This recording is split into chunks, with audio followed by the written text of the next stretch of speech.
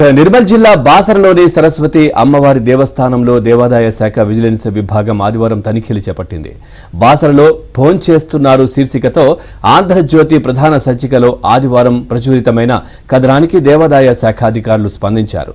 దేవాదాయ శాఖ రాష్ట్ర విజిలెన్స్ అధికారి, ఆ శాఖ రీజనల్ జాయింట్ కమిషనర్ కృష్ణవేణి స్వయంగా బాసర వచ్చి తనిఖీలు నిర్వహించారు.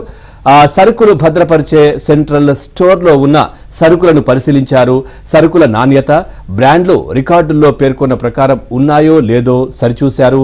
టెండర్లో ఉన్న బ్రాండ్లు క్వాలిటీ కాకుండా ఇతర సరుకులు ఉన్నట్లు రికార్డుల్లో ఉన్న సరుకులకు, స్టోర్ రూమ్లో ఉన్న సరుకుల లెక్కలకు తేడాలు ఉన్నట్లు గుర్తించారు.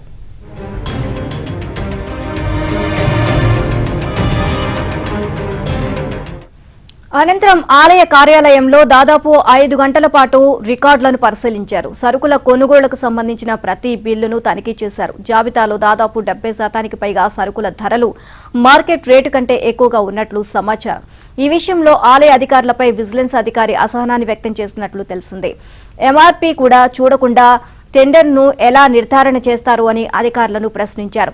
విజిలెన్స్ అధికారులు ఆకస్మికంగా రావడంతో ఆలయ ఈవో హైదరాబాద్ నుంచి హుటాహుటిన బాసర వచ్చారు. విజిలెన్స్ అధికారులు ఇచ్చే నివేదిక ఆధారంగా దేవాదాయ శాఖ చర్యలు తీసుకుంటుంది.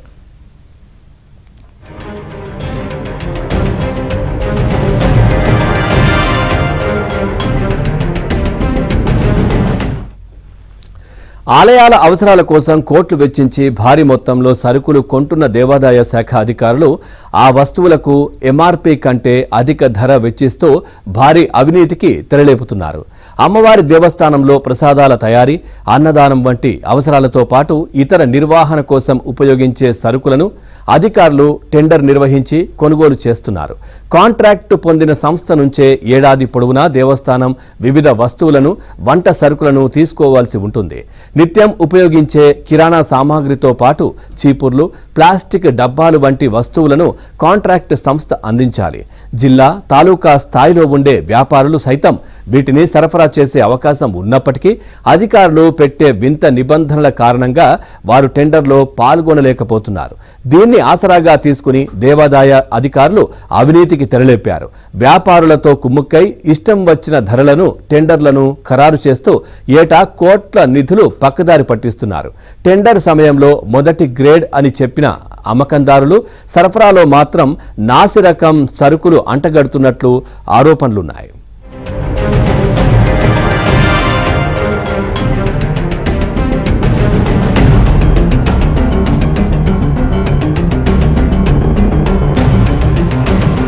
సరుకులకు సంబంధించి జరుగుతున్న అక్రమాలపై ఏబీఎన్ ఆంధ్రజ్యోతి ప్రసారం చేసిన కథనంపై ఆ శాఖ ఉన్నతాధికారులు స్పందించారు. ముఖ్యంగా ఏదైతే అడిషనల్ కమిషనర్ కృష్ణవేణి బృందం నిన్న ఆలయానికి చేరుకున్నారు. ఆలయంలోని రికార్డులతో పాటు సరుకులను కూడా పరిశీలించారు.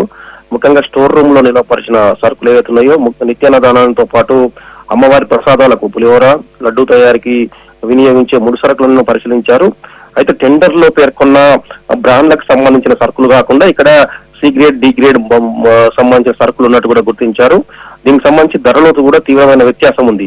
ఒక బ్రాండెడ్ కు సంబంధించిన ఆయిల్ ప్యాకెట్ ప్రజెంట్ ధర 110 రూపాయలు ఉంటే అక్కడ 250 రూపాయల విలువ గల నాన్ బ్రాండెడ్ ఆయిల్ ప్యాకెట్లు వాడుతున్నారు. దీనికి సంబంధించి కూడా మొత్తం కూడా అన్ని సరుకుల్లో కూడా ఈ నాణ్యత లోపంతో పాటు ధరలో కూడా తీవ్రమైన వ్యత్యాసం ఉంది.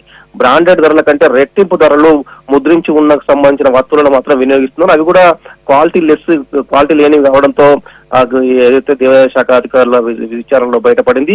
దీనితోడు రికార్డులకు సంబంధించి ఆలయంలో ఈ టెండర్ రికార్డులకు సంబంధించి కూడా అనేక అంశాలు వేరులోకి వచ్చాయి. ఒక పథకం ప్రకారం ఎవరైతే టెండర్ దక్కించుకున్న వ్యాపారి ఉన్నాడో అతనే ప్రతి సంవత్సరం అతనే బినామీ పేర్ల మీద ఆయనకు ఇంకొక 2 సంస్థల పేరు మీద కూడా అతనే టెండర్లు వేయడం, అతనే ఆ 3-4 టెండర్లు ఒక్క వ్యక్తి వేయడం, అందులో మిగతా టెండర్లను చేసుకుని అధికారులతో కుమ్ముక్కై ఆయన టెండర్ దక్కించుకోవడం అనేది గత దశాబ్ద కాలంగా జరుగుతున్నట్టు తేలింది. రాష్ట్రంలోని ప్రధాన దేవాలయాలు అన్నింటిలో కూడా ఒకటే వ్యాపారి సరఫరా చేస్తున్నారు. ఇతను ఏదైతే టెండర్ తీసుకునే క్రమంలో బ్రాండెడ్ వస్తువులను సరఫరా చేస్తామని చెప్పి కూడా పేర్కొనడం జరిగింది. దానికి సంబంధించి టెండర్లో అగ్రిమెంట్ ఉంది.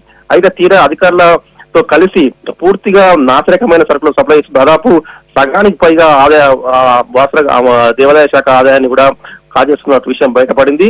దీనికి సంబంధించి దేవాదాయ శాఖ ఉన్నతాధికారుల కమిషనర్ కు ఇప్పుడు విచారణ నివేదిక అందజేస్తామని చెప్పి నిన్న విజిలెన్స్ అధికారి కృష్ణవేణి చెప్పడం జరిగింది. మొత్తం మీద కూడా దేవాదాయ శాఖలో ఒక విధమైన ఏదైతే టెండర్లో జరుగుతున్న లోపభూయిష్ట విధానాలు బయటపడ్డాయి. మొత్తం మీద కూడా ఈ నుంచి ఏదైతే బాసర నుంచి హైదరాబాద్ వరకు దేవాదాయ శాఖకు సంబంధించిన అందరి అధికారుల పాత్ర కూడా ఇందులో ఉన్నట్టు కూడా స్పష్టమవుతుంది. మొత్తం మీద కూడా అమ్మవారి ప్రసాదాన్ని భక్తులు ఎంతో ఇష్టంగా తింటారు, తీసుకెళ్తారు. అట్లాంటి దాంట్లో కూడా పూర్తి స్థాయిలో కల్తీ వస్తువులు వాడడం, నాణ్యత లేని వస్తువులు వాడడం, అదేవిధంగా నిత్యాన దానానికి సంబంధించి కూడా దాతలు అనేక వేలాది రూపాయలు, లక్షలాది రూపాయలు దాతలు నిత్యం అమ్మవారికి విరాళంగా ఇస్తుంటారు. ఇవన్నింటితోటి భక్తులకు సరైన భోజనంతో పాటు ప్రసాదాలు అందించాల్సి ఉండగా ఇందులో కూడా మొత్తం పూర్తి కక్కుర్తి పడి నాసిరకము ముడి సరుకులతో తయారు చేయడం, అదేవిధంగా ఆలయానికి అవసరాలకు ఉపయోగించే ఇతర సరుకులు, చిపుర్లు కానీ ఇతర సరుకులను కూడా పూర్తి స్థాయిలో కూడా అసలు నాణ్యత పూర్తి స్థాయిలో కూడా ఇలాంటి నాణ్యత లేని వస్తువులను సరఫరా చేయడం కూడా పూర్తి స్థాయిలో బయటపడింది. దీనికి సంబంధించి దేవాదాయ శాఖ ఎలాంటి చర్యలు తీసుకుంటుంది మరి చూడాలి. Pawan, right, thank you Manthayya, thanks for the updates.